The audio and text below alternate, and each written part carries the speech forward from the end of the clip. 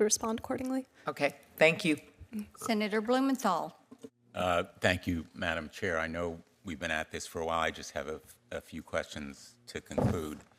You know, I asked you before whether Meta had contacted you directly. You said not, but you have read their responses in the Washington Post, and I'll just put it bluntly, in effect, they're calling you liars. They say that, quote, your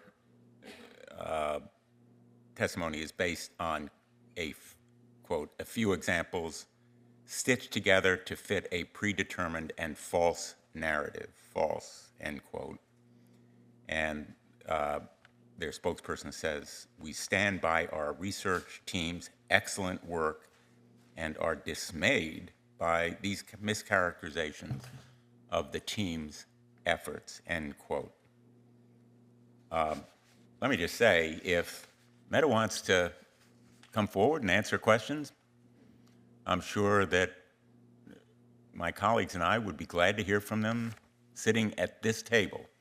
And in fact, in the meantime, we are going to be writing them a letter. Senator Blackburn and I have been working on it, and once again, I thank her for her leadership, demanding that Meta produce its research and its research policies and its practices concerning kid safety. And if you're wrong, Meta is welcome to show us their evidence. In the meantime, the Washington Post article is, in my view, a searing indictment. And I know it's long, but I hope folks will read to the end of it, to the very end of it, where Meta is quoted on its use of age verification with an ID card or credit card, and the way it uses that tool if it suspects people are lying and about their age, and to help with another tool to help third-party VR developers understand their users' ages. In 2023, apparently parents were surveyed, and they said, in effect, this tool isn't working. And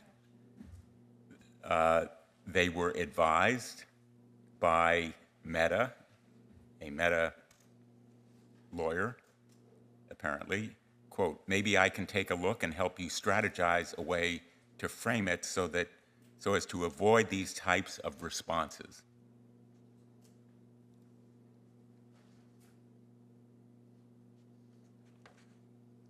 She advised they couldn't destroy the responses they'd already collected, but they could reduce or end these kinds of responses going forward. In other words, see no evil, hear no evil. They don't know any evil because they're not going to ask the questions in a way that would elicit information. And the lawyer advised on another occasion, quote, I would just phrase it in a way to ensure that participants do not volunteer information about users under 13.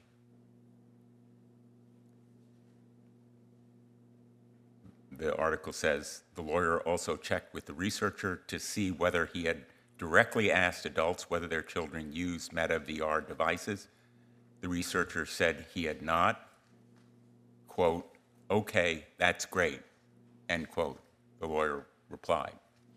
You know, when Meta denies that your testimony is accurate and correct, and then we have these kinds of direct evidence, it's hard to give any credit to what they say. And so I invite them to respond to our letter, to give us the research, to show us the policies, to, in effect, reveal what they've suppressed and how they have discouraged asking the questions that would show them the truth. And so I want to thank both of you for coming forward to tell us the truth. And thank you, Madam Chair.